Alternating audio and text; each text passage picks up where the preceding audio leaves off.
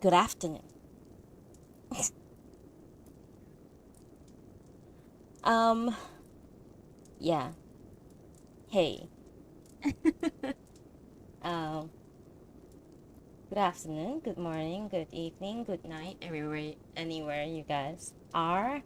Um, right. So, as the title just said, we are going to read. We're gonna finish up. Sorry, we're gonna read and finish up Klara and the Sun today because there's only two more parts left, and yeah, it's two more parts left, and it's not very long. I think my estimation is about 1.5 hours read. And yeah. I did plan to read like earlier this week, but my schedule is just awful. Not awful. It's I had a good week. I had a pretty good week. It's just that I was very busy. That I couldn't find the time to sit down and read, which is something that I really wanted to do. But yeah. Anyways, thank you for being here, whoever you guys are. Um, Thank you. It's always nice to have someone live with me. Not alive, but someone alive in the stream with me. So I know that someone's there listening. But either way, it's all good because somehow my YouTube is doing better than my Twitch anyway. So it doesn't really matter. Uh, Wherever you guys are, I'm very very grateful and thankful that you guys are actually spending the time clicking on this video, clicking on this stream to listen to me read. Very, very grateful as always. I'm very, very thankful that I have a platform to do this. I think without further ado, we should really start because every time I start to, babble about stuff, I just won't stop. We can babble after this, I guess. We'll see if there's people left when I end the stream. Okay. So where we left off is part 4 of Klara and the Sun. It was pretty intense. I know that there's a film being developed for this book. I'm very much looking forward to it. Just how part 4 was played out, basically it's like basically the climax of the it would be the climax of the movie, I believe, or at least yeah, halfway into the movie or something like that, I'm guessing. I do realize that Kazuo Ishiguro is writing a novel, like how he is writing a screenplay nowadays. It just felt that way. It feels that way for The Buried Giant and this, Klara and the Sun. Um, Very much looking forward to the movie, actually. I very much like Never Let Me Go and The Remains of the Day. I think it would be good. Yeah. Anyway, okay, so we have two parts left. Like I said, probably just maximum 1.5 hours read. I hope you guys are here with me and be patient with me whenever I stumble on a word, whenever I take a short break for tea, all that stuff. You may or may not hear a thunderstorm. I already closed the windows. If I don't open the window, I think you probably hear it. But it's you may or may not hear thunderstorms. It will just add to the dramatic effects of the book, I guess. But either way, great, great, great, great, great. Great weather for me. I love heavy rain, thunderstorms, and who doesn't love heavy rain, thunderstorm, and a good book, right? So, like I said, I will say this 10,000 times and then I keep babble on, but I'm gonna stop babbling right now, and we are gonna start in 30 seconds, probably. Alright? First of all, let's have a cup of tea. We're gonna finish this up. And I feel like I know where this is going, but also at the same time, I don't think I know where this is going. It's really up to the. Yeah, this is. I'm just wondering how the ending is gonna be. It's gonna be exciting. Okay, one sip of tea and we shall start. Deep breath. Today, we are finishing Kazuo Ishiguro's Klara and the Sun, starting with part 5.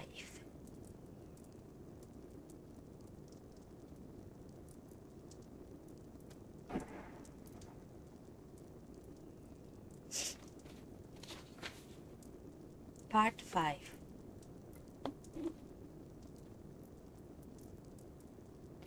Josie began to lose her strength 11 days after our return from the city. At first, this phase seemed no worse than the ones she had gone through before. But then came new signs, such as strange breathing and her semi-waking in the mornings, eyes open but empty. If during these spells I spoke to her, she wouldn't respond, and the mother took to coming up to the bedroom early each morning. And if Josie was in her semi-waking condition, the mother would stand over the bed, repeating under her breath, "Josie, Josie, Josie," as though this were part of a song she was memorizing. There were better days when Josie sat up in bed and talked, even received tutorials on her oblongs, but there were others when she just slept hour after hour. Dr. Ryan began coming every day, his expression no longer smiling. The mother went to her work later and later in the mornings, and she and Dr. Ryan would have long conversations in the open plan with the sliding doors closed. It had been agreed during the better days immediately after our city visit that I would assist Rick with his studies. So he came often to the house during this period. But as Josie grew worse, he lost interest in the lessons and took to hovering in the hall, waiting for the mother or Melania housekeeper to call him up to the bedroom. Even if this occurred, he wasn't permitted any more than a few minutes just standing inside the doorway looking at Josie's sleeping figure. Once, when he was watching in this way, Josie opened her eyes and smiled. "Hey, Rick. Sorry, too tired to draw pictures today." "That's okay. You just keep resting. You'll be fine." "How are your birds, Rick?" "My birds are fine, Josie. They're coming on fine." That was all they were able to say before Josie's eyes closed again. After that occasion, because Rick seemed so discouraged, I walked with him down the stairs and out to the front door.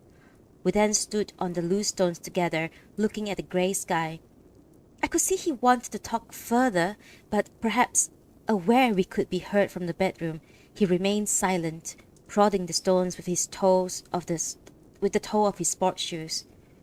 So I asked, would Rick perhaps walk with me a little? And indicated towards the picture frame gate.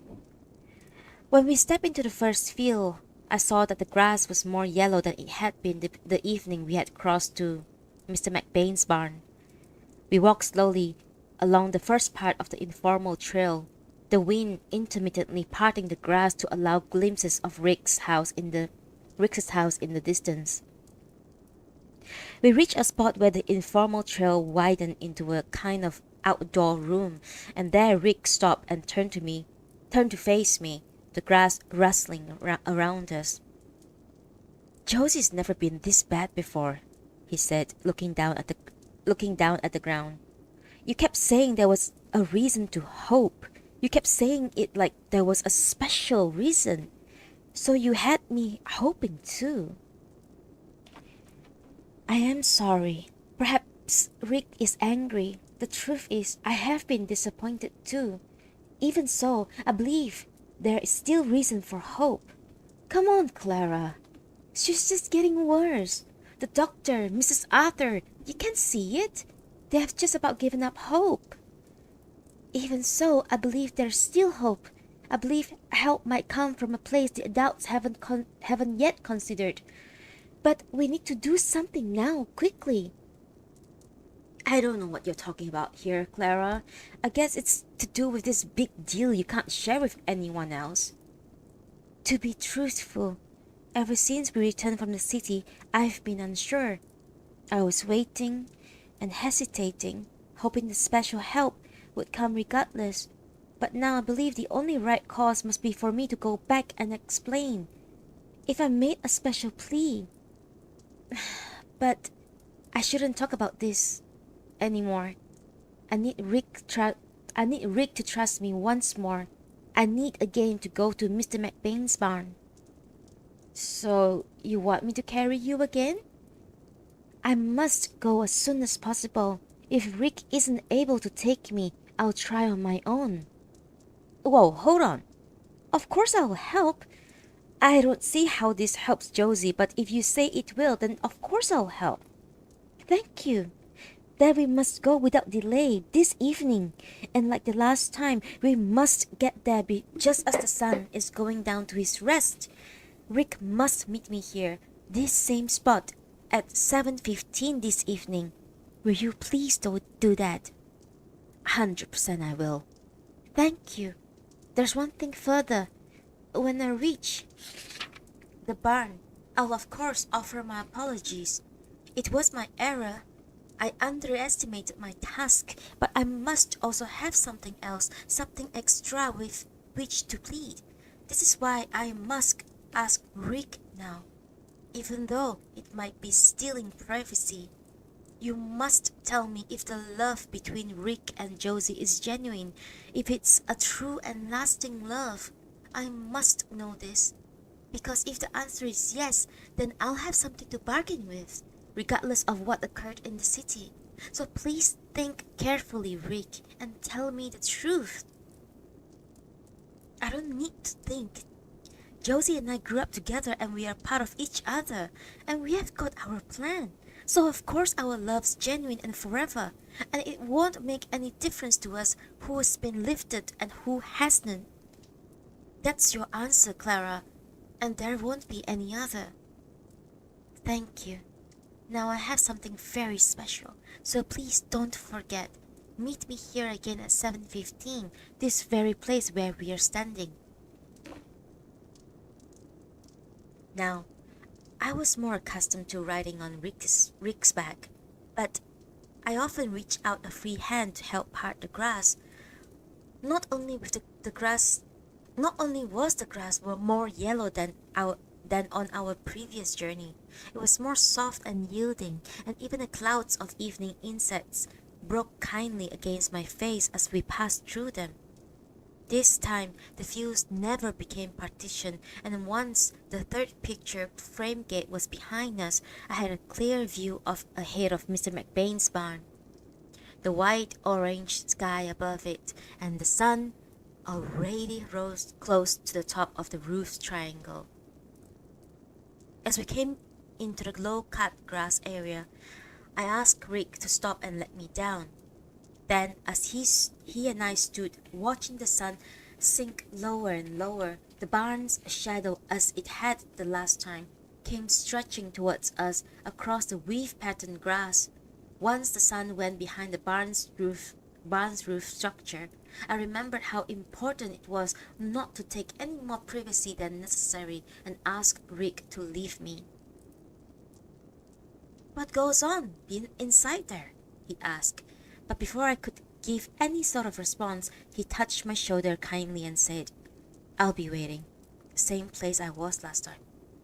Then he was gone, and I was alone, waiting for the sun to reappear below the roof level and send his last rays to me through the barn. It occurred to me that not only that the sun might be angry at my failure in the city, but also this could be my final chance to beg for his special help. And I thought about what it might mean for Josie if I failed. Fear entered my mind, but then I remembered his great kindness, and I walked without further hesitation towards Mr. McBain's barn. As before, the barn was filled with orange light, and it was hard at first to see my surroundings, but I soon discerned the blocks of hay stacked up to my left, and I could see the low wall they formed had become even lower. There were the same particles of ray caught within the sun's rays, but instead of drifting gently in the air, they were now moving agitatedly as if one of the hay blocks had recently crashed down onto the hardwood floor and disintegrated. Sorry. When I reached up to touch these moving particles, I noticed how my fingers cast shadows stretching all the way back to the barn's entrance. Beyond the hay blocks was the real wall of the barn, and I was pleased to see the red shelves from our old store still attached to it, though this evening they had become crooked, slanting noticeably towards the rear of the building. The ceramic coffee cups had maintained their orderly line, but there were also signs of confusion. For instance, further on the same tier, I could see an object that was unmistakably Melania's housekeeper's food blender. I remembered how the last time I had waited for the sun, I sat on a metal fold-away chair and turned towards the other side of the barn, hoping to see again not only the chair, but also the front alcove of our store, and perhaps even an AF standing proudly within it. What I actually saw was the sun rays streaming by before me, following a near horizontal trajectory from the rear entrance to the front one. It was almost as if I was passing by traffic in a busy street, and when I managed to throw my gaze over to the further side, I found it had been partitioned into numerous boxes of uneven dimensions. Only after a few seconds did I spot the metal fold-away chair, or rather, various parts of it within several of the boxes, and recalling how much comfort it had brought me the last time, I began to move towards it. But no sooner had I stepped into the sun's rays, it occurred to me that if I wished to catch his attention before he moved on, I would have to act without delay. So I began forming words inside my mind, even as I stood there caught in the intense light. "You must be tired, and I'm very sorry to disturb you. You remember, I came here once before in the summer, when you were so kind and gave me a few minutes of your time. I'm daring now to return this evening to discuss the same very important matter."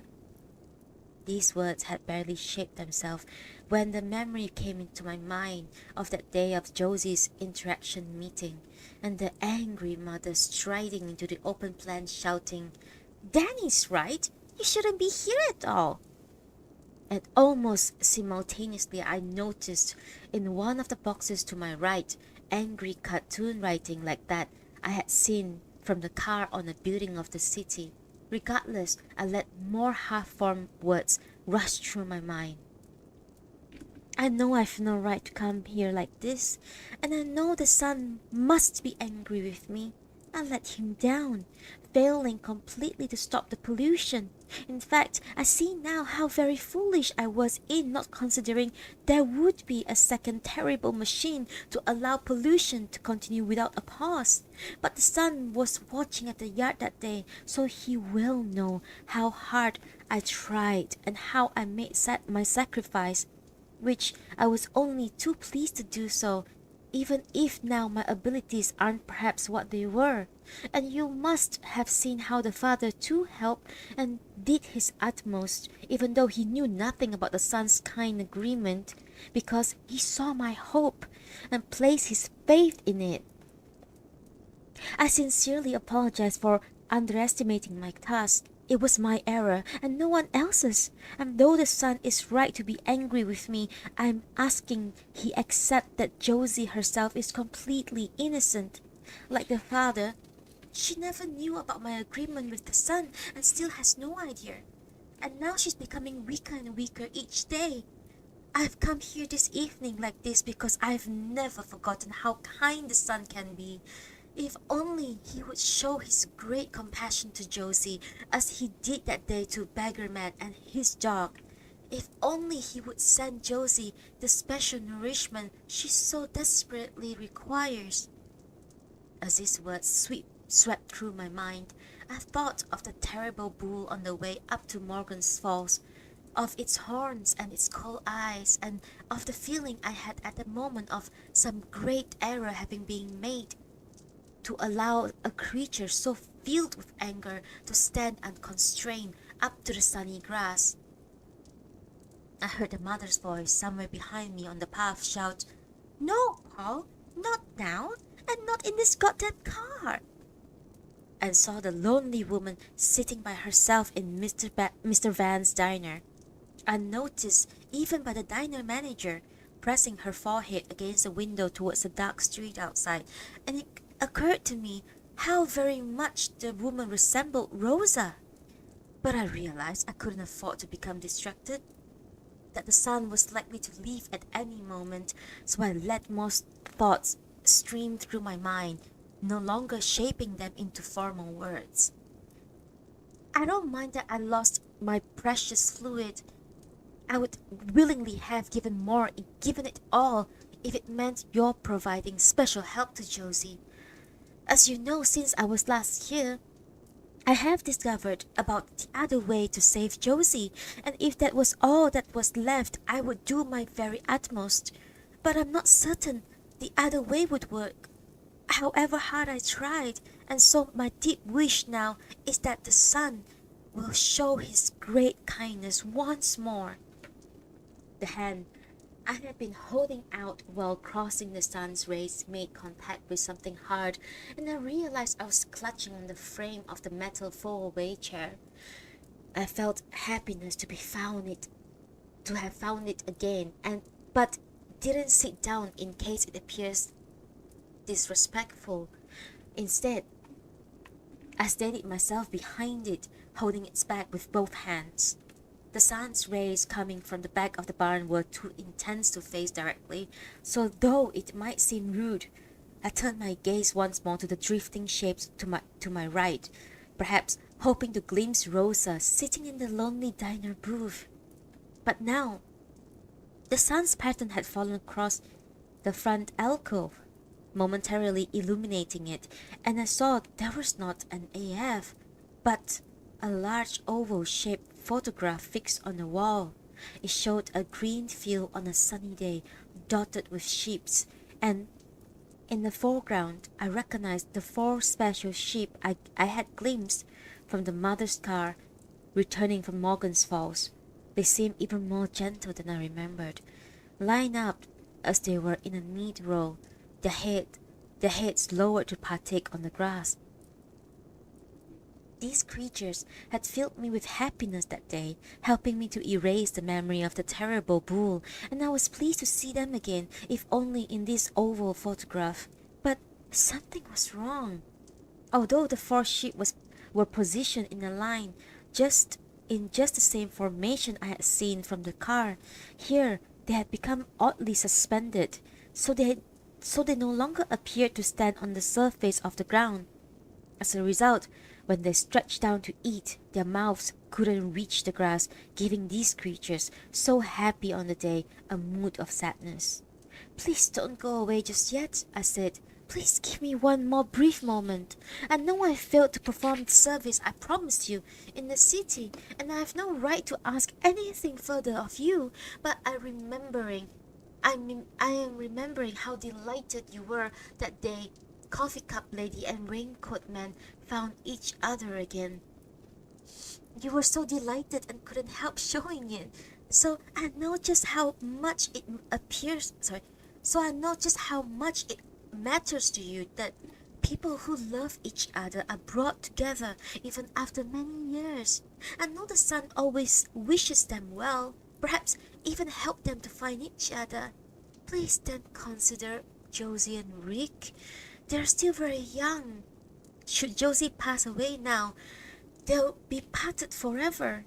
If only you give her special nourishment, as I saw you do for the beggarman and his dog, then Josie and Rick could go together into their adult lives just as they wish for in their kind picture.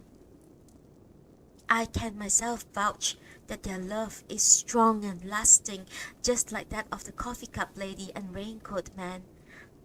I now noticed, a few steps in front of the alcove, a small triangular object left on the floor.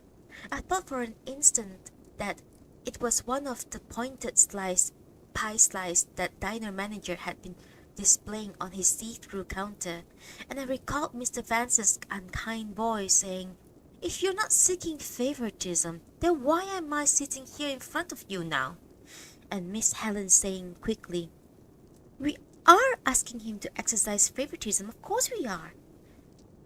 Only then I realized the triangle on the floor wasn't a piece of pie, but a corner of Josie's paper bag, the one that she had let fall from the sofa in the Francis apartment while waiting for the father.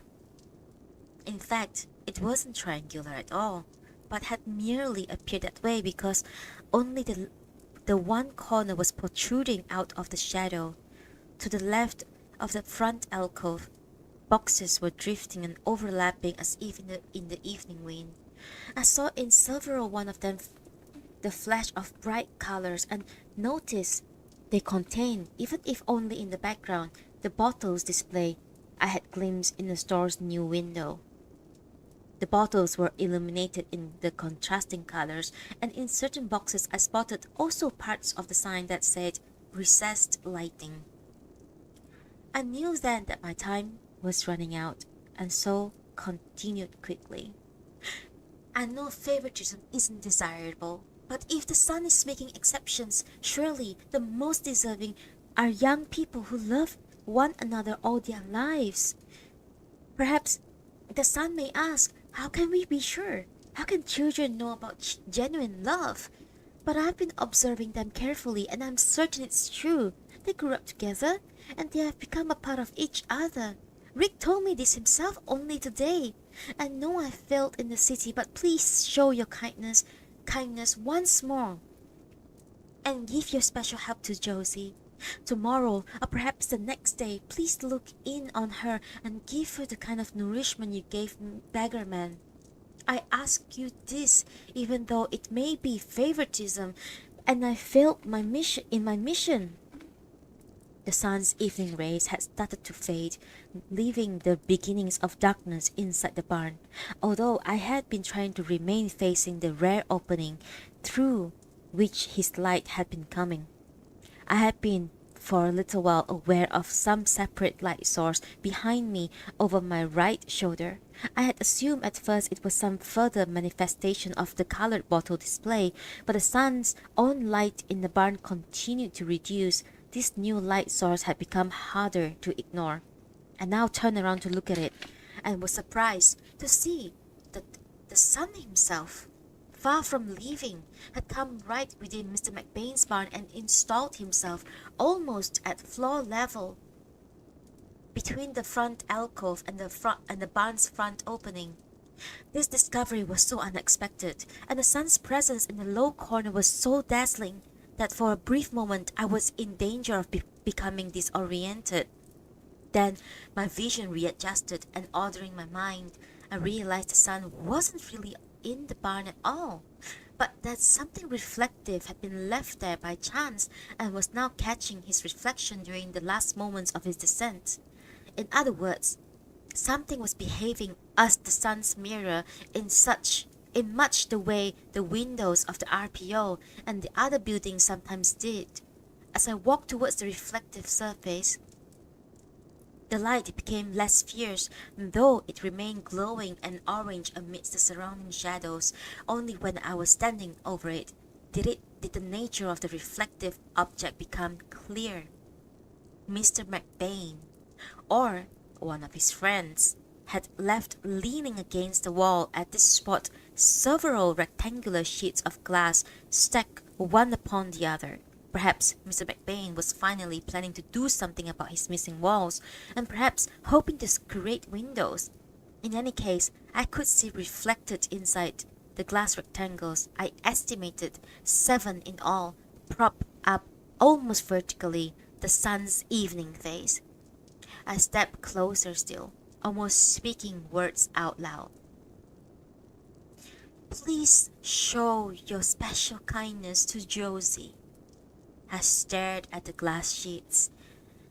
The sun's reflection, though still an intense orange, was no longer blinding, and as I studied more carefully the sun's face framed within the outermost rectangle, I began to appreciate that I wasn't looking at a single picture, that in fact there were existed a different version of the sun's face on each of the glass surfaces, and what I might at first have taken for a unified image was in fact 7 separate superimposed one over the other as my gaze penetrated from the first sheet through to the last. Although his face on the outermost glass was forbidding and aloof, and the one immediately behind it was, if anything, even more unfriendly. The two beyond that were softer and kinder. There were 3 further sheets and though it was hard to see much of them on account of their being further back, I couldn't help estimating that these faces would have humorous and kind expressions.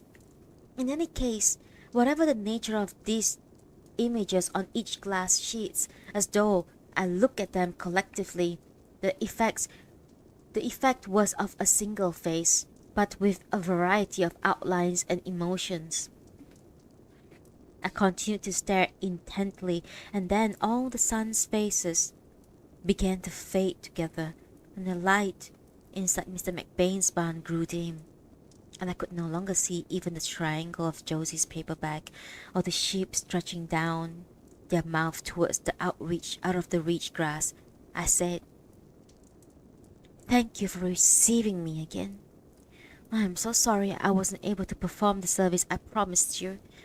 Please consider my request." But even within my mind, I spoke these words softly because I knew the sun had departed.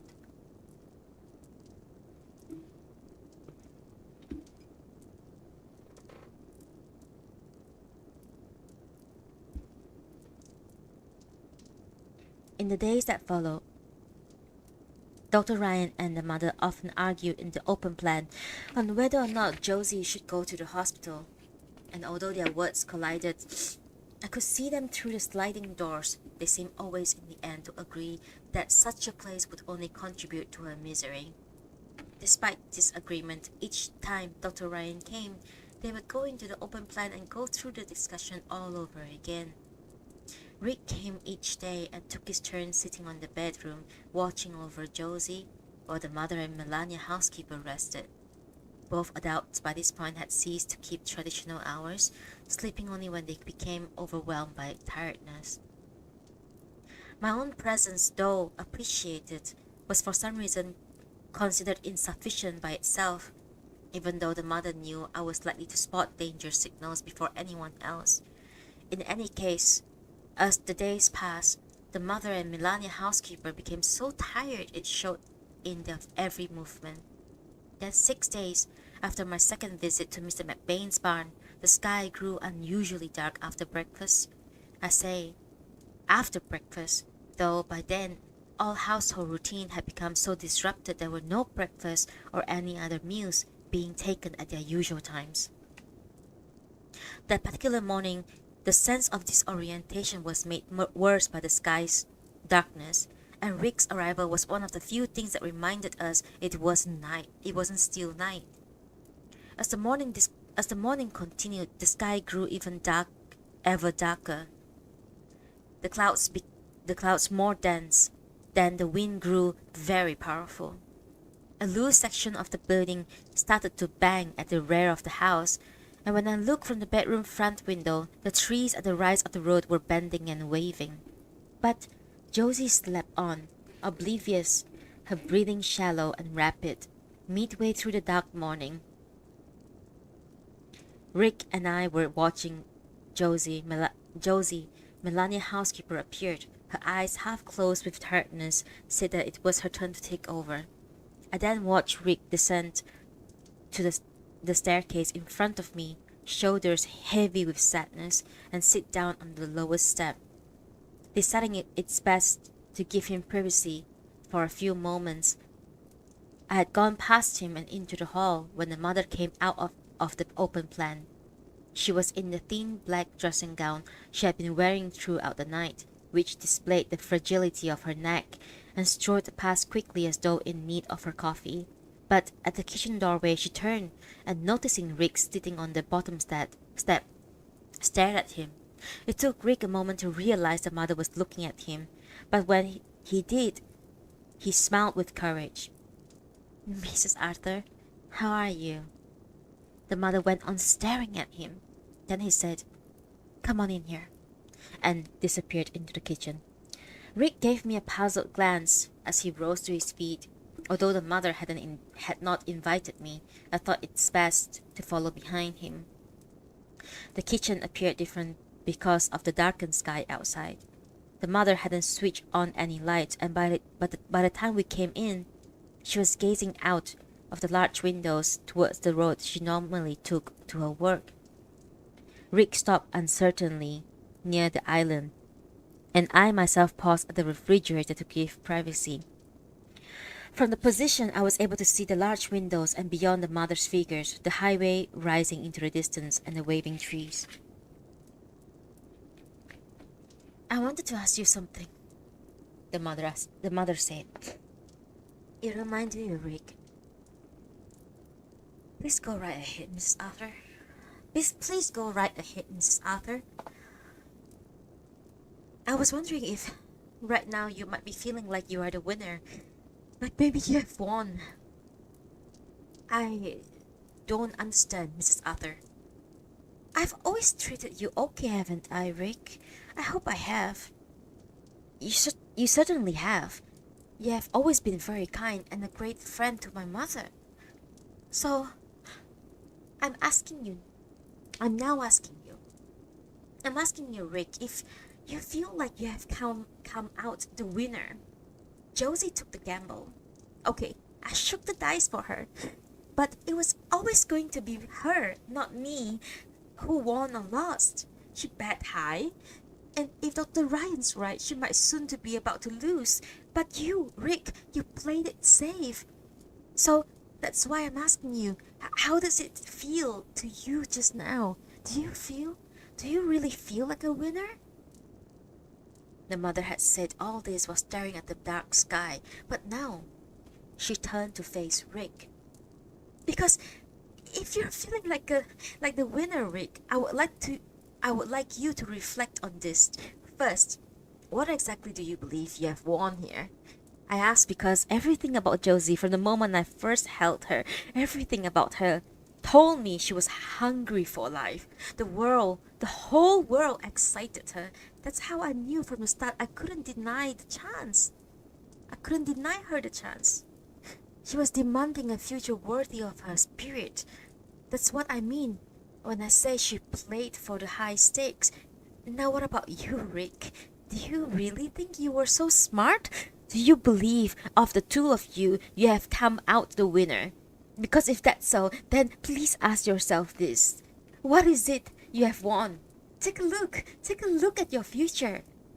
She waved a hand at the window. You played for low stakes, and what you have won is small and mean. You may feel pretty smug just now, but I'm here to tell you, you've got no reason to be feeling that way. No reason at all. While the mother had been speaking, something had ignited in Rick's face, something dangerous, till he was looking very much as he had done during the interaction meeting when he had challenged the boys, wanting to throw me across the room. I now took a step towards the mother, and suddenly she too seemed to feel alarm. "Mrs. Arthur," Rick said, "most times I've come here lately, Josie hasn't been feeling well enough to talk.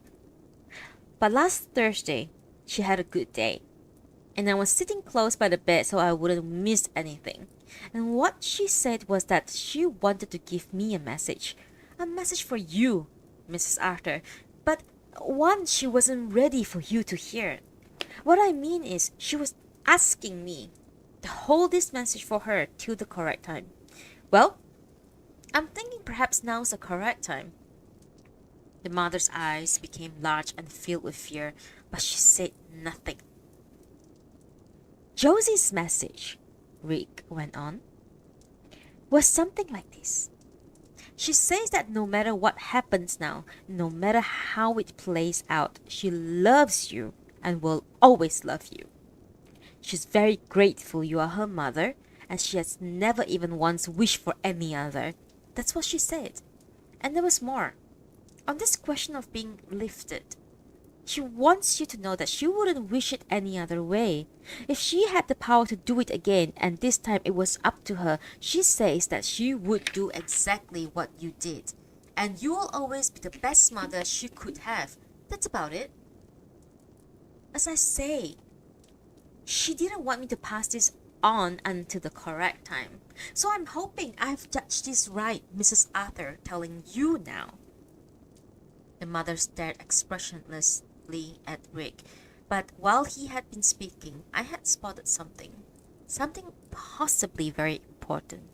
Through the large windows behind her, and now, taking advantage of Rick's pause, I raised my hand, and the mother ignored me and went on staring at Rick. That's some message, she said finally. Excuse me? I said. Jesus, the mother said and sighed quietly. That's some message. Excuse me? This time I had almost shouted, and both the mother and Rick turned my way. I'm sorry to interrupt, but there's something occurring outside. The sun's coming out. The mother glanced at the large windows, then back at me. Sure, so what? What's the matter with you, honey? We must go upstairs. We must go up to Josie right away. The mother and Rick had been looking at me with puzzled expressions, but when I said this, they looked fearful, and even as I turned towards the hall, they both rushed past me, so that I found myself hurrying up the staircase behind them. They may not understood why I had called out as I had, and perhaps believed Josie was in sudden danger. But when they burst into the bedroom, they must have been relieved to find her asleep as before, breathing steadily.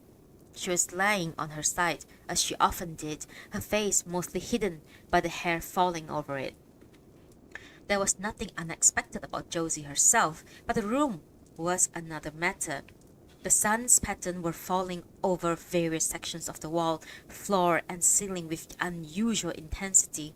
A deep orange triangle above the dresser, a bright curved line crossing on the button couch, brilliant bars across the carpet, but Josie herself in her bed was in the shadow, as were many other parts in the room. Then the shadows started to move, and I realized, my vision adjusting, that they were being created by Melania housekeeper, standing in the front window, tugging at the blind and curtain. The blind was already fully lowered. She was pulling the curtains over it to form a double layer, yet the piercing light was somehow coming past the edges to create the shapes around the room. Damn son! Melania housekeeper called out. Go away, damn son! No, no! I went quickly to Melania housekeeper. We must open them, open everything. We must let the son do his best. I tried to take the curtain material from her, and though she at first didn't let go, she did eventually, with a look of surprise. By then, Rick had appeared at my side, seemingly coming to some intuitive conclusion, also reached forward to raise the blind and pull back the curtains. The sun's nourishment then came into the room so abundantly, Rick and I reeled back, almost losing balance. Melania housekeeper, her hands covering her face, said again, Damn son! But she made no further attempt to block his nourishment. I had stepped back from the window, but not before noticing that outside the wind was as powerful as ever, and that not only were the trees were waving, there were many tiny funnels and pyramids, each looking as though drawn in sharp pencil lines, blowing swiftly across the sky. But the sun had broken through the dark clouds, and all at once, as if each of us in the room had received a secret message, we turned to look at Josie. The sun was illuminating her and the entire bed in a precious half-disc of orange, and the mother, standing closest to the bed, was having to raise her hand to her face. Rick seemed now somehow to have guessed what was occurring, but I was interested to observe how both the mother and Melania housekeeper seemed also to have grasped its essence. So for the next few moments we all remained in our fixed positions, as the sun focused ever more brightly on Josie. We watched and waited, and even when at one point the orange half disc looked as if it might catch a light, none of us did anything. Then Josie stirred, and with squinting eyes, held a hand up in the air. Hey, what's with this light anyway? She said. The sun continued relentlessly to shine on her, and she shifted till she was on her back, propped up by the pillows on the headboard. What's going on? How are you feeling, honey? The mother asked in a whisper, staring at Josie as if in fear. Josie slumped back against her pillow till she was almost looking up at the ceiling, but there was an obvious new strength to the way she maneuvered herself. Hey, she said, is the blind stuck or something? The loose piece of house structure was still banging and somewhere, but when I next glanced out the window, the darkness was once more spreading across the sky. Then, even as we watched, the sun's pattern faded over Josie, till she was lying there in the grey of an overcast morning. Josie, the mom said, how do you feel? Josie looked at her with a tired expression, shifting herself to face us better. The mother, seeing this, moved forward, and perhaps with the intention of making Josie lie down again. But even as she reached Josie, she appeared to change her mind and began to assist Josie in finding a more comfortable sitting posture. You look better, honey, the mother said. Look, what's going on? Josie asked. Why is everyone here? What are you all staring at? Hey, Josie, Rick said suddenly, his voice filled with excitement. You look a complete mess. Thanks. You're looking pretty good yourself, Duchess said. But I do feel better. Kind of dizzy, though. That's enough, the mother said. Just take it easy. Do you want to drink something? Water, maybe? Okay, let's assume nothing, the mother said. We have to take this one step at a time. And that was part 5. That ending of part 5 came out of nowhere. Surprise.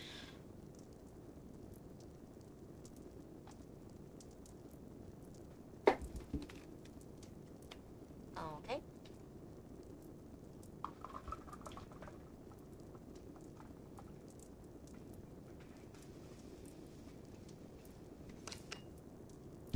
Alright. The last part, guys. So we're gonna finish this. Are you excited? That sounds dumb. Okay. Guys, we have like only about 20 pages. Less than 20 pages to go. I'm already feeling sad, because it's a pretty good book. I really enjoy it. Okay, let's go.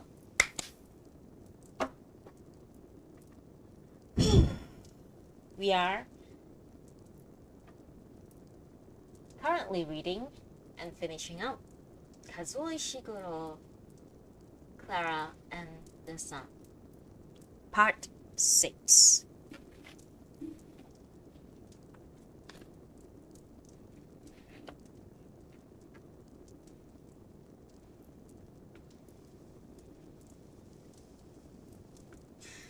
The sun's nourishment proved effective for Josie as it had been for Beggarman, and after the dark sky morning, she grew not only stronger, but from a child into an adult. As the seasons and the years went by, Mr. McBain's vehicles cut down the tall grass in the 3 fields, leaving them a pale brown color. The barn now looked taller and even more sharply outlined, but Mr. McBain still didn't build additional walls for it, and in the cloudless evenings, the sun went towards its resting place. I was still able to see him sinking to the far side of the barn before fading into the ground. Josie worked hard on her tutorials, and there were many arguments about which college she might go to. Josie and the mother each held strong views on the matter, but Atlas Brookings, now Rick no longer wished to go there, was rarely mentioned. The father seemed to agree with neither Josie's nor the mother's idea, and once turned up at the house to make his points more strongly. It was the only time I saw him come to the house. Although I was myself happy to see him again, we all understood he had infringed a rule in doing so. Josie herself went away from the house much more over this period, sometimes for several days at a time, to visit other young adults or to attend retreats. These trips, I knew, were an important part of her preparation for college, but she preferred not to talk much about them to me, so they remained largely outside of my knowledge. Rick had continued to come regularly in the evening days after Josie's recovery, but as the time passed, and certainly by when Mr. McBain cut the grass, he was coming far less. This was partly because of Josie's being away so often, but Rick too had become busy with his projects. He had bought a car, which he had named the Wreck, and would regularly drive to the city to meet his new friends. Rick preferred to leave the Wreck in the Loustone's house area because he said it was easier for him to start his journey from there than to negotiate the narrow circuitous route out of his own house. So, so it was increasingly the presence of the Wreck rather than Josie that brought Rick to us, and it was there on the Loustones that I had my last conversation with him. Both Josie and the mother were away that morning, and so I heard his tread outside. I saw no reason not to go out and exchange greetings. She wasn't in his usual hurry to drive away, so we talked for several minutes. A light breeze moving over us, Rick leaning against the body of the Wreck, while I stood just a little way away. The sky was overcast that morning, and that was perhaps why Rick was reminded of that day. "Do you remember, Klara?" he asked. "That morning the weather went really strange, and the sun came right into Josie's room?" "Of course. I'll never forget that morning. I often think about it now. It almost seemed like that was Josie's first started to get better. Maybe I've got this all wrong, but when I look back, it almost feels that way." "Yes, I agree. You remember that day? We were so exhausted and in despair, and then everything turned around. I always wanted to ask you, except you seemed so close up about it. I always wanted to ask if what happened that morning, all that strange weather, everything else, if it had to do with all the other stuff, me carrying you over the fields, you making some secret deal. At the time, I thought it was, well, AF superstition, something just to bring us good luck. But these days, I keep wondering if there was more to it." He was watching me carefully, and I said nothing for quite a long time. "Unfortunately," I said eventually, "I don't dare speaking about this matter, even today. It was such a special favor, and if I speak about it to anyone, even just to Rick, my fear is that the help Josie received will be taken back." "Then stop there. Don't say anything. I don't want to open even a tiny chance of her getting ill again." "But the doctors always say once you get through the stages she did, you are fine." All the same, we must be cautious because Josie's was such a special case. But since Rick is now talking about this matter, perhaps I might mention something related to it that's been worrying me." "And what's that, Klara?" "Rick and Josie still show kindness to each other, and yet they are now preparing such different futures." He turned towards the rise in the road, his hand playing with the wreck's wing mirror. "I think I follow you," he said. "I'm remembering that day, the second time we went over to the barn. Before we went, you became very serious and asked if our love is genuine." "The love between me and Josie. And I think I told you it was real and everlasting. So I'm guessing that you are now worrying about it." Rick is correct. It brings me anxiety to see Rick and Josie with such separate plans. He gently prodded the loose stones before him with his foot. Then he said, "Look, I don't want you to say anything to put Josie's health at risk again, But let me say this much. When he passed it on that Josie and I really loved each other, that was the truth at the time. No one can claim you misled or tricked them. But now we are no longer kids. We have to wish each other the best and go our different ways. It couldn't have worked out, me going to the college, trying to compete with other lifted kids. I've got my own plans now, and that's how it should be. But there was no lie, Klara. And in a funny way, it still isn't a lie now. I wonder what Rick can mean by that. I suppose I'm saying Josie and I will always be together at some level, some deeper one, even if we go out there and don't see each other anymore. I can't speak for her. But once I'm out there, I know I'll always keep searching for someone just like her. At least like the Josie I once knew. So it wasn't ever a deception, Klara. Whoever that was you, whoever that was you were dealing with then, if they could see right into my heart and right into Josie's, they would know you weren't trying to pull some fast one. After that, we stood there on the loose stones, not talking for a little while. I thought at any moment he would straighten and get into the wreck, and he asked in a lighter voice, "Do you ever hear from Melania? Someone said she went to Indiana. We believe she's now in California. When we last heard from her, she was hoping to be accepted by a community there." I used to be so afraid of that lady, but I got kind of used to her. I hope she's okay, that she finds somewhere safe. And what about you, Klara? Are you going to be okay? I mean, once Josie leaves for college? The mother is always very kind to me. Look, if you ever need my help, you just say, okay? Yes, thank you. As I sit here on the hot ground, I've been thinking again about Rick's words. I've been thinking again about Rick's words that morning, and I'm sure he's correct. I no longer fear that the son will feel cheated or misled, or that he will consider retribution. In fact, it could be that even as I was making my plea to him, he already knew Josie and Rick were bound to go their separate ways, and yet understood that despite everything, their love would last. When he had posed his question about children really understanding what it meant to love, I believe he was already sure of the answer and was simply raising the question for my benefit. I even think at that moment he maybe have been thinking about the coffee cup lady and raincoat man. After all, we had been talking about them in previous moment. Perhaps the son was supposed that after many years and after many changes, Josie and Rick might once again meet as the coffee cup lady and raincoat man had done. As Josie's college days drew closer, there were frequent visits to the house from other young adults. They were female and mostly came at one at a time, though occasionally in pairs. A hired driver might bring them. Sometimes they would come driving on their own car, but the young adults were now never accompanied by parents. 2 nights, sometimes 3, was their average length of visit.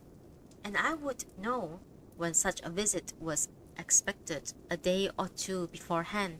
The new housekeeper would move a futon or camping cot into Josie's room. It was because of the young adult visitors that I discovered the utility room. Naturally, there was not enough space during such visits for me to remain in the bedroom myself, and in any case, I understood that my presence wasn't appropriate as it once had been. If Melania housekeeper had still been with us, I believe she would have made a plan for where I might go. But as it was, I found a room myself up on the top landing. No one's saying you have to hide, Josie had said, but she didn't come up with any alternative plan, so that's how I came to occupy the utility room. These were busy weeks, and even when Josie didn't have a visitor, I would hear her moving hurriedly around the house, shouting at the mother or the new housekeeper. Then one afternoon, the door of the utility room opened and Josie was looking in with a smile. So, she said, this is where you've been hanging out. How are things? Everything is fine, thank you. Josie stretched out her arms, a hand resting on each vertical on the door frame, and she was looking into the room with a stoop as if she feared she might accidentally hit her head on the sloping ceilings. Her gaze went quickly around the various stored items, then settled on the room's one high small window. Do you ever get out? Do you ever get to look out of that there? She asked. Unfortunately, it's too high. Its purpose is to provide ventilation, not a view. We'll see about that. Josie stepped further into the room, her head still stooped, her glance moving everywhere. Then she began to work, lifting one item, pushing another, creating new piles where none had existed. Once, failing to anticipate her rapid movements, I nearly collided with her, and she laughed loudly. Klara, just stay over there, right over there. I'm trying to do something. Before long, she had cleared a space immediately beneath the high small window, then pushed a wooden trunk into the space. She next picked up and carried over a plastic crate with a tight-fitting lid and lowered it carefully on top of the trunk. There you go. She stood back, pleased with what she had done, though the rest of the room had become very untidy. Give that a go, Klara. Just be careful. The second step's quite high. Come on, I want you to try it. I came out of the corner and without difficulty negotiated the two steps that she had created till I was standing on the lid of the plastic crate. Don't worry, those things are really strong, she said. Just treat it like a floor. Trust me, it's safe. She laughed again and kept watching me, so I smiled. Then I looked out of the high small window. The view was similar to the one from Josie's rear window 2 floors below. Of course, the trajectory had altered, and the part of the roof was intruding into the right of my picture. But I could see the grey sky stretching over the cut fields all the way to Mr. McBain's barn.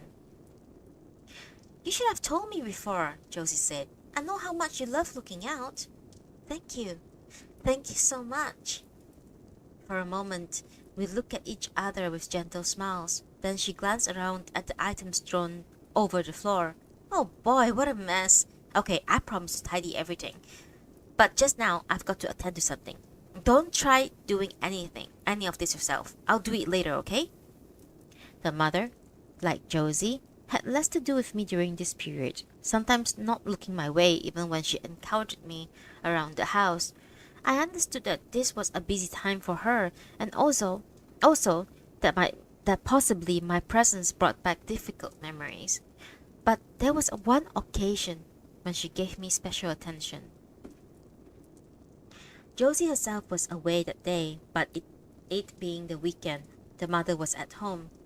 I had been up in the utility rooms for most of the morning, but when I heard the voices below, I had gone out onto the top landing. I then quickly realized the man speaking to the mother down in the hallway was Mr. Capaldi. I was surprised because there hadn't been any mention of Mr. Capaldi for a long time. He and the mother were talking in easy tones, but as they continued, I could hear tension in mother's voice. Then her footsteps sounded, and I saw her looking up at me from 3 floors down. Klara, she called up. Mr. Capaldi is here. You remember him, of course. Come down, say hello. Then, as I was descending carefully, I heard the mother saying, That wasn't the agreement, Henry. That wasn't what you said. To which Mr. Capaldi said, I just wanted to put it to her. That's all. Mr. Capaldi was heavier than I had last seen him that day in his building, and the hair on his ears had become a lighter grey. He greeted me warmly, then led the way into the open plan, saying, Just wanted to run a few things past you, Klara. You could be of great help to us. The mother said nothing as she followed us in. Mr. Capaldi sat down on the modular sofa, leaning back into the cushion, and this relaxed posture reminded me of that boy Danny at the interaction meeting, sitting on the same sofa with a leg extended across it. In contrast to Mr. Capaldi's manner, the mother remained standing very straight in the center of the room, and when Mr. Capaldi invited me to sit, she said, I think Clara's happier standing. Let's get on with this, Henry.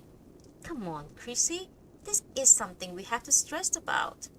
Then he came out of his relaxed posture, leaning forward towards me. You remember, Klara, how much I've always been fascinated by AFs? I've always regarded you as our friend, a vital source of education and enlightenment. But as you know, there are people out there who worry about you, people who are scared and resentful. Henry, the mother said, please get to the point. Okay, here it is. Klara, the fact is, there's growing and widespread concern about AFs right now. People saying how you have become too clever. They are afraid that because they can't follow what's going on inside anymore, they can see what you do. They accept that your decisions, your recommendations are sound and dependable, almost always correct. But they don't like not knowing how you arrived to them. That's where it came from. This backlash, this prejudice. So we have to fight back. We have to say to them, okay, you're worried because you don't understand how AFs think. Fine. Let's go take a look under the hood. Let's reverse engineer. What you don't like are sealed black box. Okay, let's open them. Once we see the inside, not only do things get a lot scary, we'll learning amazing new things. So this is where you come in, Klara. Those of us on your side, we are looking for help, for volunteers. We have already succeeded in opening a number of black boxes, but we really need to open up a whole lot more. You AFs, you are magnificent. We're discovering things we had never have believed possible. That's why I'm here today. I've never forgotten you, Klara. I know you'll be uniquely useful to us. Please, will you help us? He was staring at me, so I said, I would like to assist so long as it doesn't inconvenience Josie or her mother. Wait a minute. The mother moved swiftly around the coffee table until she was standing beside me. This isn't at all what we talk about over the phone, Henry. I just wanted to ask Klara, that's all. This is a chance for her to make a lasting contribution. Klara deserves better than that. You might be right there, Chrissy, and I may have badly misjudged this. Even so, now I'm here, and Klara's standing in front of me. Do I have your permission to ask her? No, Henry, you don't. Klara deserves better. She deserves her slow fade. But we have work to do here. We have to resist this backlash. Then go resist it elsewhere. Find some other black boxes to prise open. Leave our Klara be. Leave her have a slow fade. The mother has stepped in front of me as though to shield me from Mr. Capaldi, and because in her anger she had taken her position hurriedly, the rear of her shoulder was almost touching my face.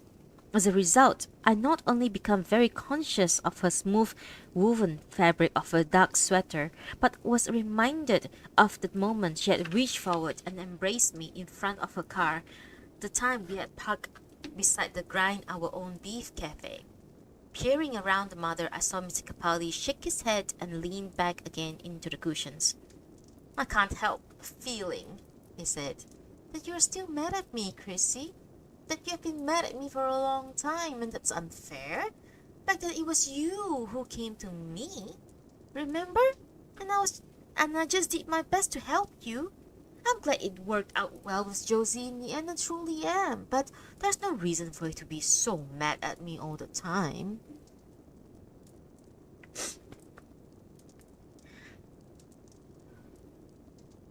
The last days before Josie's departure were filled with both tension and excitement. Had Melania housekeeper still been with us, things might have been calmer. But the new housekeeper often left tasks undone until the last moment, then tried to do several at once, and this added to the nervous atmosphere. I felt it important not to get in the way and remain in the utility room for long periods, standing on the platform Josie had made for me, looking out of the high small window across the fields, listening to the noises around the house. Then one afternoon, 2 days before the departure, I heard Josie's step on the top landing, and she appeared in the doorway. "Hey, Klara, why don't you come down for a while to the bedroom? I mean, if you're not busy, that is." So I descended with her and found myself once more in the old room. Many details had changed. Aside from Josie's own bed, there was now a permanent second cot for her visitors, while the button couch had been removed altogether. Many smaller details had also changed. For instance, Josie was now sitting in a new desk chair with casters on its feet, so that if she wished, she could move about while still sitting. But the sun's pattern on the wall was just as I remembered them from the many afternoons we spent together. I sat down on the edge of her bed, and for a while we talked happily. "Everyone you speak to says they are not afraid of college," Josie said at one point. "But you wouldn't believe, Klara, just how scared some of them really are. I'm kind of scared too. I'm not gonna pretend I'm not. But you know what? I'm not gonna let fear get in my way. I've made myself a solemn promise about that. Hey, did I ever tell you this before? We're all supposed to set these official targets. 2 targets in each 5 categories. I had to fill in a form about it, but I cheated because I figured out my own secret targets. Nothing to do with the ones on the forms. Boy, would they not like my real list. And no way Mom is ever hearing about it either." She laughed cheerfully. "Even you, Klara, I'm not sharing my secret targets with you. But if you are still here when I get back at Christmas, I'll tell you how many I've got through." This was one of few allusions Josie made during this period to my own possible departure, and she referred it again on the morning she finally drove away with Mother. She had hoped, I knew, that Rick would come to wave her off, but as it turns out, he was many miles away that day, meeting his new friends to talk about his hard-to-detect data gathering devices. So it was just me, myself, and the new housekeeper who stood in the loose stones area, watching Josie and the mother place the last of her luggage in the mother's car. Then, once the mother was behind the wheel, Josie came back towards me. The caution that had never left her walk made her feet sink noisily into the pebbles with each step. She looked excited and strong, and before she had reached me, held up her arms as though trying to form the largest Y she could. Then she held me in an embrace that lasted many moments. She had become taller than me, so she had to crouch a little, resting her chin on my left shoulder, and her long, rich hair fell across a section of my vision. When she pulled away, she was smiling, but I could see some sadness. That's when she said, "I guess you may not be here when I get back." "You have been just great, Klara. You really have." "Thank you," I said. "Thank you for choosing me." "No brainer." Then she gave me a second hug, this one more brief, and stood back again. "Bye, Klara. You be good now." "Goodbye, Josie." She waved cheerfully once more. She was getting into the car. The wave aimed at me rather than the new housekeeper. Then the car moved away up the road and past the windy trees and over the hill, in just the way Josie and I had watched it do many times before. Over the last few days, some of my memories have started to overlap in curious ways. For instance, the dark sky morning when the sun saved Josie, the trip to Morgan's Falls, the illuminated diner Mr. Vance chose will come into my mind, merged together into a single setting. The mother will be standing with her back to me, watching the mist of the waterfall. Yet I'm not watching her from the wooden picnic bench, but instead from my booth in Mr. Vance's diner. And although Mr. Vance is invisible, I can hear her unkind words coming from across the aisle. Meanwhile, above the mother and the waterfall, the dark clouds have gathered, the same dark clouds that gathered the morning sun. The sun saved Josie. small cylinders and pyramids flying by in the wind. I know this isn't disorientation because if I wish to, I can always distinguish one memory from another and place each one back to its true context. But even when such composite memories come into my mind, I remain conscious of their rough borders, such as might have been created by an impatient child tearing with her fingers instead of cutting with scissors, separating, say, the mother at the waterfall and my diner booth. And if I look closely at the dark clouds, I would notice they were not, in fact, quite in scale in relation to the mother of the waterfall or the waterfall. Even so, such composite memories have sometimes filled my mind so vividly, I have forgotten for how long moments I am in reality sitting in the yard on this hard ground. The yard is large, and from my special place here, the only tall object I can see is a construction crane in the far distance. The sky is very wide and open, and if Rick and I were once more crossing Mr. McBain's fields, especially now the grass had been cut, the sky might appear to us just like this. The white sky means I'm able to watch the sun's journey unimpeded, and even on cloudy days, I'm always aware of where he is above me. I thought when I first came here that the yard wasn't untidy, but now I've come to appreciate its good order.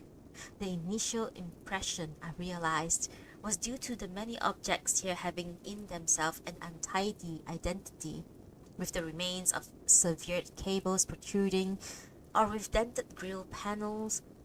On closer observation, it becomes clear how hard the yardmen have worked to place each piece of machinery, crate, or bundle into orderly rows, so that a visitor walking down the long passages that have been curated in this way, even if that visitor must be careful not to trip on a rod or wire, will be able to take in the objects one by one. Because of the white sky and lack of tall objects, I become quickly aware of any visitors in the yard. I spot their figures even if they are far in the distance, and only small shapes moving among the rows. But visitors aren't frequent, and when I hear human voices, they most often belong to the yardmen calling to each other. Sometimes birds will come down from the sky, but they soon discover there is little in the yard to interest them. Not long ago, a group of dark birds descended in elegant formation to perch in some machinery not far in front of me, and I thought for a moment they might be Rick's birds sent to observe me. Of course, they weren't Rick's birds, but natural ones, and they remained calmly perched on the machinery for some time, not moving at all, even as the wind ruffled their coats. Then they flew off all at once. Around the same time, a kind yardman stopped in front of me and told me that there were 3 AFs on the south side and 2 in the ring. If I wished, he said, he could transport me to one or the other of these areas, but I told him I was content with my special spot, and he nodded and went on his way. Several days ago, there was a very special incident. Although I'm not able to move from place to place, I can turn my head easily to see everything around me, so I've been aware for some time that the long-coated visitor moving behind me. Once, when I turned, the figure was in mid-distance, and I saw that it was that of a woman, and that she was wearing at the end of a strap of a pouch-like bag. Whenever she leaned forward to examine an item on the ground, the bag would swing before her. Because she was behind me, I couldn't keep close watch on her, and then for a while, perhaps another memory had presented itself, I stopped thinking about her altogether. And then I heard a sound, and a long-coated visitor was standing there before me, and even before she crouched down to look at my face, I recognized Manager, and happiness filled my mind. Klara! It is Klara, isn't it? Yes, of course, I said, smiling at her. Klara! How wonderful! Just a moment, let me bring something to sit on. She returned, dragging a small metal crate that made an unpleasant noise along the rough ground. When she placed it in front of me and sat down, despite the white sky behind her, I was able to observe her face clearly. I've been hoping I would find you here. Oh, once, almost a year ago, I found something here in this yard, and I thought for a moment it was you, Klara, but it wasn't. But this time it's definitely you. I'm so glad. I'm so happy to see Manager again. She went on smiling at me. Then she said, I wonder what you can be thinking just now to see me again after all this time. It must be so confusing. I feel only happiness to see Manager again. Then tell me, Klara, have you all this time? Until came here, I mean. Have you all this time been with the people you went to from the store? Forgive me my asking, but I've no longer have easy access to such information. Yes, of course. I was with Josie all the time until she went to college. So it was successful. A successful home. Yes, I believe I gave good service and prevented Josie from becoming lonely. I'm sure you did. I'm sure she barely knew the meaning of loneliness with you there. I hope not. You know, Klara, of all the AFs I look after, you were certainly one of the most remarkable. You had such unusual insight and observational abilities. I noticed it right away. I'm so glad to hear it all went well, because you never know, even with abilities as remarkable as yours. Does Manager still look after AFs? No, oh no, that finished some time ago. She glanced around the yard and smiled at me again. That's why I like to come here from time to time. I sometimes go to the yard at the Memorial Bridge, but I like this place the best. Does Manager come just to look for AFs from her store? Not just that. I like to collect little souvenirs. She indicated her pouch bag. They don't allow us to take anything substantial, but smaller things they don't mind. The workers here know me. But you're right. Whenever I come here, I'm hoping to come upon one of my old AFs. Did you ever come across Rosa? Rosa? Yes, actually I did. I found her here. Oh, it must be like at least 2 years ago. Things didn't go well for Rosa as they did for you. So she didn't like her teenager? It wasn't so much that, but you mustn't worry. Never mind, Rosa. Tell me about you. You had such a special ability. I hope your child came to appreciate it. I think she did. Everyone in the house was very kind to me. I was able to learn so many things. I remember the day they came in and chose you. The lady was testing you first, asking you to walk like a daughter. It made me worry. After you left, I kept thinking about it. There was no need for Manager to worry. It was best home. It was the best home for me, and Josie was the best teenager. Manager, for a moment, remained silent, gazing at me and smiling, so I continued. I did all I could do what was best for Josie. I've thought about it many times now, and if it had become necessary, I'm sure I could have continued Josie. But it's much better the way it turned out, even though Rick and Josie aren't together. I'm sure you're right, Klara, but what do you mean? Continued Josie. What does that mean? Manager, I did all I could to learn Josie, and had it become necessary, I would have done my utmost, but I don't think it would have worked out well. Not because I wouldn't have achieved accuracy, but however hard I tried, I believe now there would have remained something beyond my reach. The mother, Rick, Melania housekeeper, the father. I had never reached what they felt for Josie in their hearts. I'm now sure of this, Manager. Well, Klara, I'm glad you feel things worked out for the best. Mr. Capaldi believed there was nothing special inside Josie that couldn't be continued. He told the mother he would search and found nothing like that. but I believe now he was searching in the wrong place. There was something very special, but it wasn't inside Josie. It was inside those who loved her. That's why I think now Mr. Capaldi was wrong and I wouldn't have succeeded. So I'm glad I decided as I did.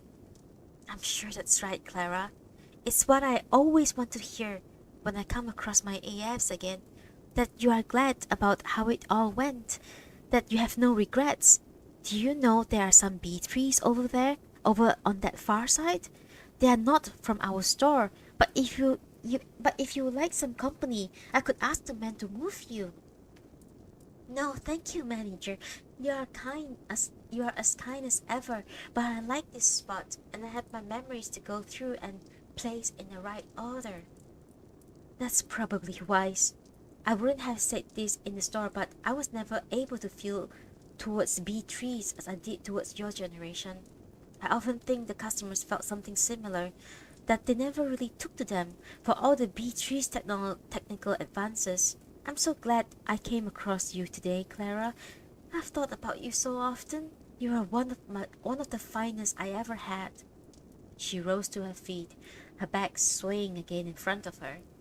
Before you go, manager, I must report to you once more. I must report to you one more thing. The sun was very kind to me. He was always kind to me from the start. But when I was with Josie, once he was particularly kind. I wanted manager to know. Yes, I'm sure the sun has always been good to you, Klara. As she said this, manager turned to the white sky behind her, raising a hand to her eyes, and for a moment we looked at the sun together. Then she turned her back to me and said, I have to get on now. Well, Klara, goodbye. Goodbye, manager. Thank you.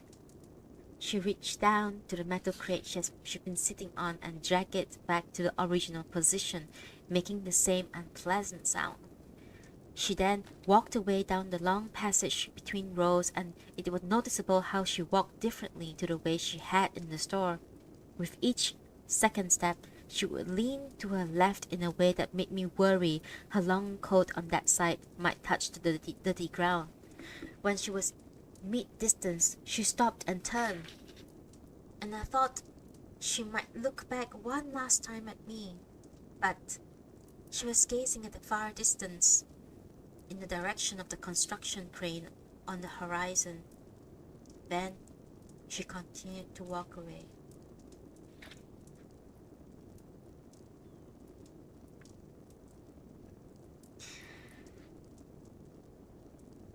And that's the end of Klara and the Sun. I'm sorry, guys, but part 6 was horrible. Not horrible, it's so well written, but the whole time I just wanted to cry so badly.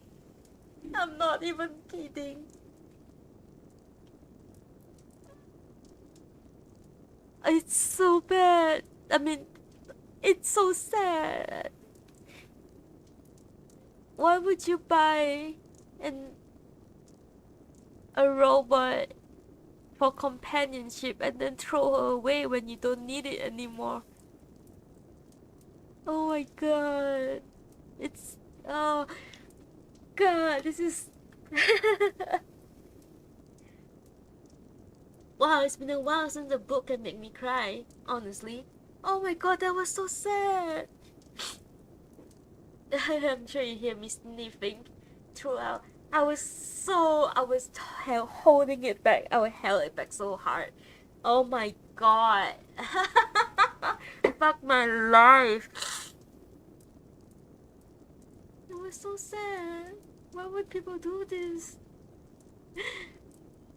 Is this the future?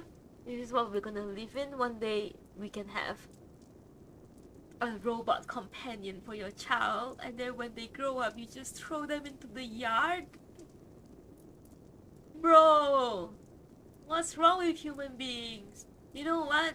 AI is not scary, robots not scary, human beings, like, you know, Ghosts not scary. Human beings more scary than ghosts. You know that kind of logic. You know, because fucking, you know, AI is not scary. I cannot believe I'm actually fucking tearing up. Oh my god, that was horrible. Klara, what the fuck? Why would. Oh my god, the fucking mother and the. Like, why can't you just keep her around the house? Right? Like, you already paid for the. You already paid for. Yeah, I'm pretty sure that it's an expensive price tag to come with a fucking walking robot, you know? And, like, you know? Why would you get rid of it? Just because your kid grew up? And what is the. What is humanity anymore? You know? I mean, I understand they are robots, right? I mean, you can, like. You know, I have I have phones, right? And I usually use my phones until my phone die, and then I buy a new one, or get stolen. And got my phone fucking stolen it, like in person before, lifted off my handbag.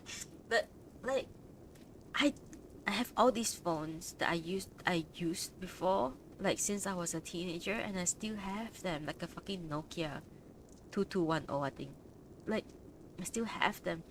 They, I know it's like people think it's hoarding, right? But do you know I name my phones? All my phones have a name, and all of them I treat them with respect. And even when they die on me, you know, dead battery or whatever, and I still keep them. I mean, one day I don't know, one day I'll find a place to, like, you know, a junkyard where I can, like, you know, throw a phone away or like get rid of a phone. But like sometimes I still look at them and think, like, you know, oh, fond memories. I used to have this phone that has excellent camera. Like,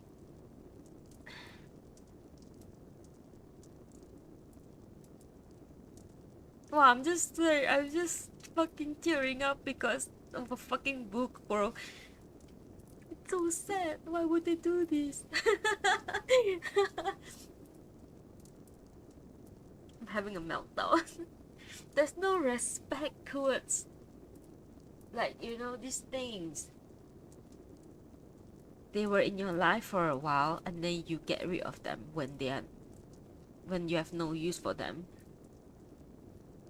I mean, I understand if it's like a fucking stool or broken stool or whatever. Like, Klara still, like, yeah, sure, probably her chip and her memory, like her stuff is like, her RAM is probably not working as fast as before anymore because, like, you know, like all computers, it just deteriorate, right?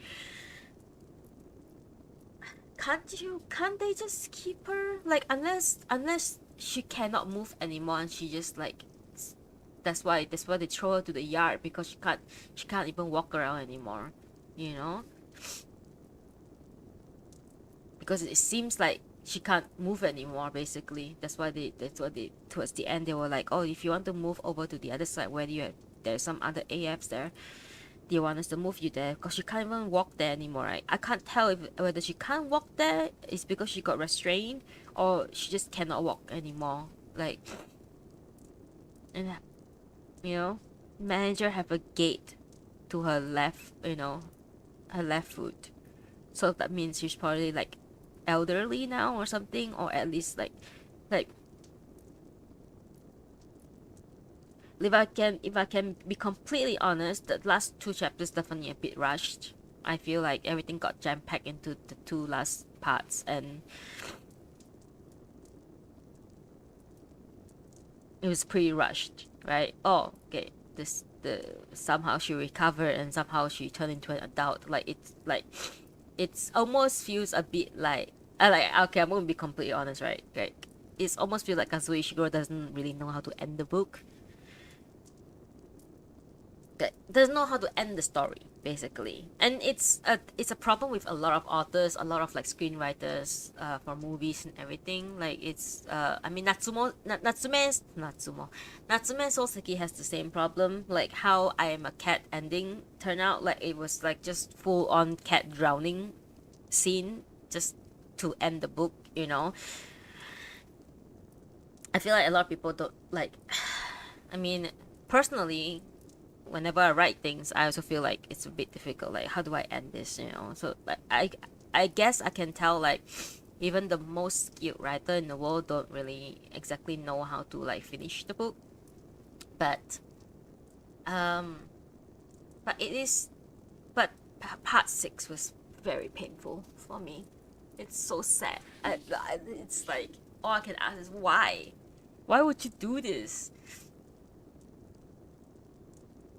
But I guess like yeah, she probably can't move anymore, but her brain is still processing. Wow, my god, I'm so sad. How like but why like even if Clara can't walk anymore, why can't you like put her in Josie's room, right? Let her, I don't know, stay in there. I don't know. Like she doesn't need food. You don't have to feed her. She just needs the sun.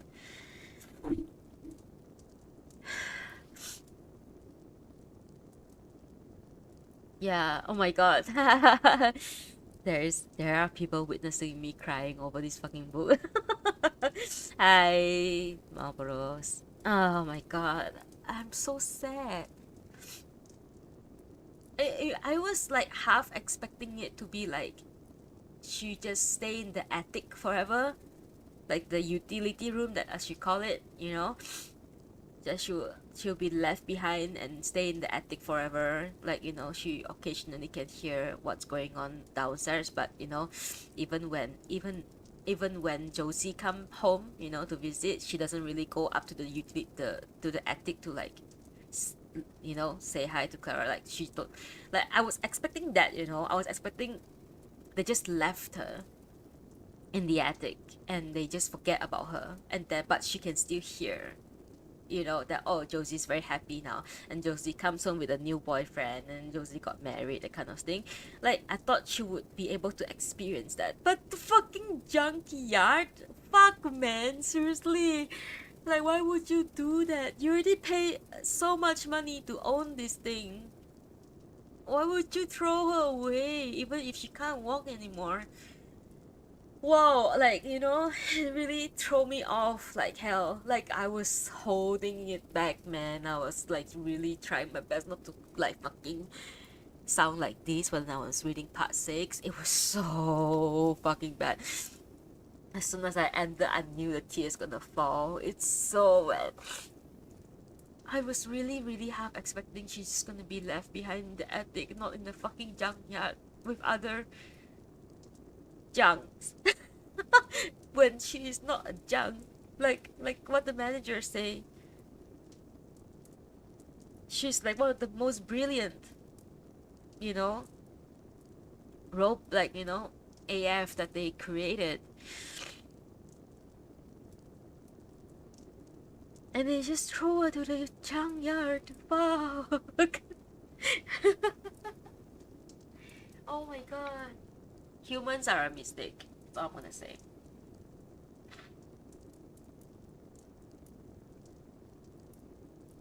Humans are the most selfish and horrible things that ever be created on this planet.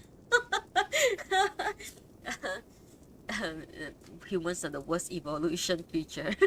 It's like oh, like I cannot understand why. Okay, yeah, I know I'm reacting to this like very weirdly because it's literally a book.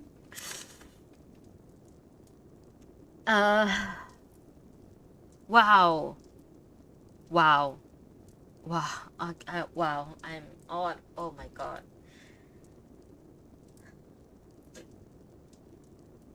So sad.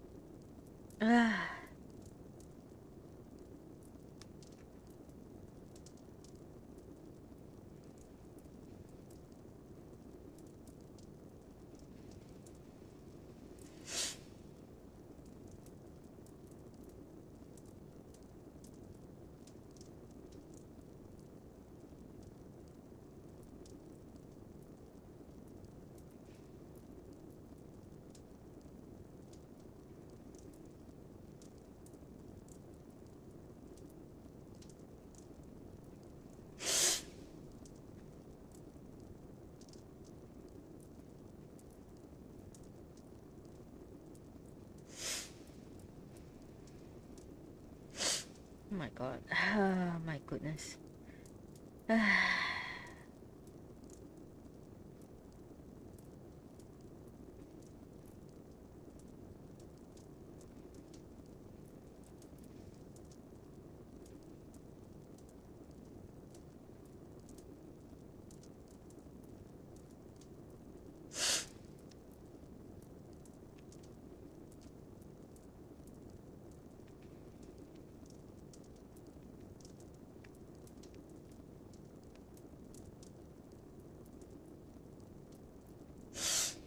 Goodness. Ah, sorry, I was on the phone. Damn, we did it. We finished a giant of a book. There's another. Okay, you know what? I said in my Discord that this is the last Kazuo Ishiguro book. You know what? I realized I have another giant of an Ishiguro book, which is called The Unconsoled. Uh, yeah, that's gonna be my last. So yeah, I need to update my Discord. Basically, I have already read A Pale Veil of the Hills. It's one of my very well performing video on YouTube.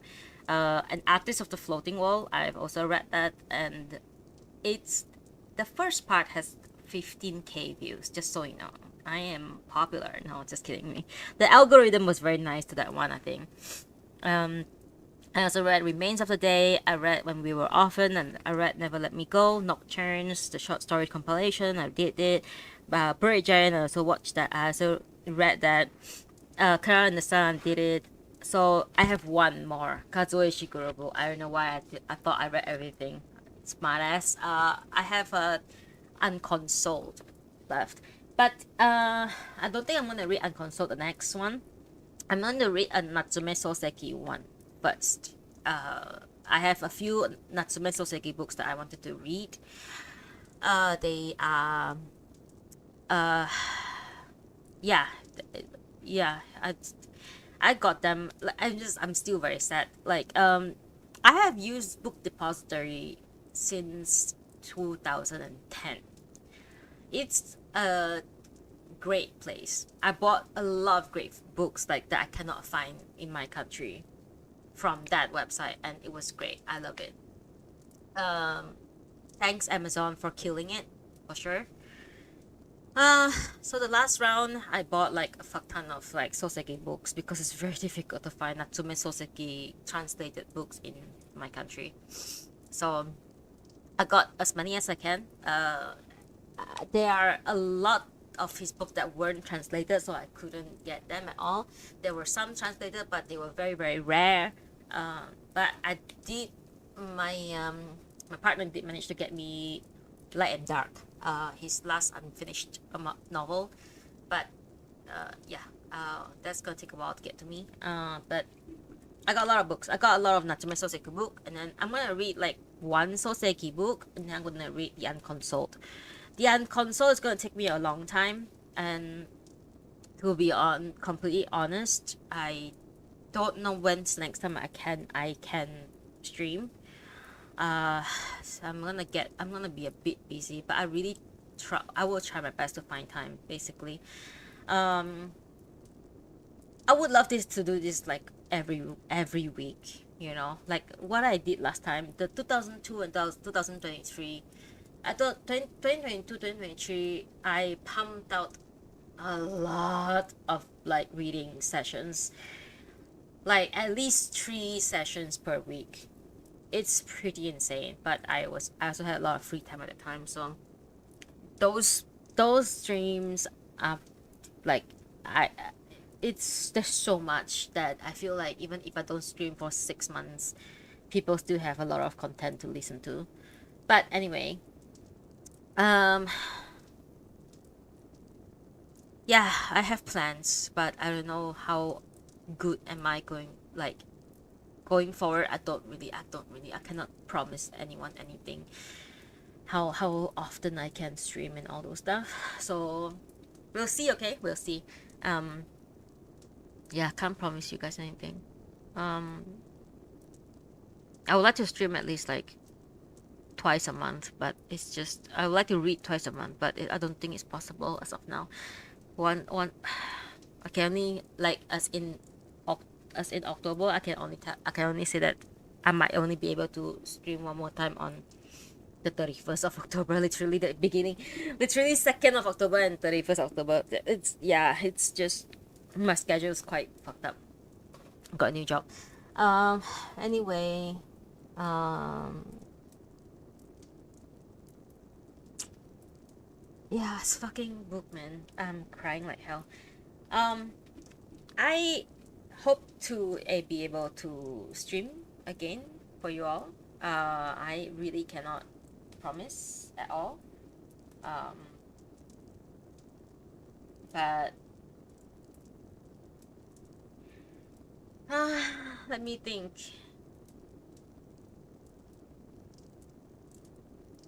Yeah. Um, I hope you guys enjoy. Oh my god, I'm like just okay. I need to stop my stream now because I got things to do. But okay, listen. Thank you for staying with me, listening to me read. Thank you for being my companion whenever I stream. Thank you for listening. If you are listening right now from a YouTube video, but I doubt anyone listened all the way towards the end like this when I ramble. But anyway, I appreciate each and every one of you, each and every view, each and every listen means a lot to me. Um, when I started doing this, I was doing it in a Reddit, sorry, not Reddit, sorry, a Discord voice channel. People would come into the voice channel when they are working, and then I would read. They'll listen to me read when they are working. That's the whole concept. The whole that thing went in a very bad direction, and I had to leave the place, and I'm gonna say I'm still very much appreciate and thankful for Deanne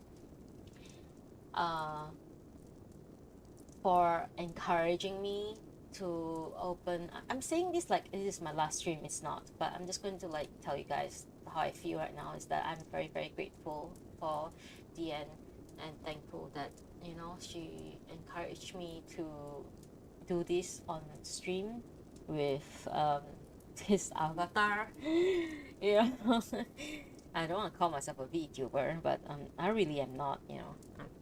I don't it's just a Vroid avatar. So I'm very thankful for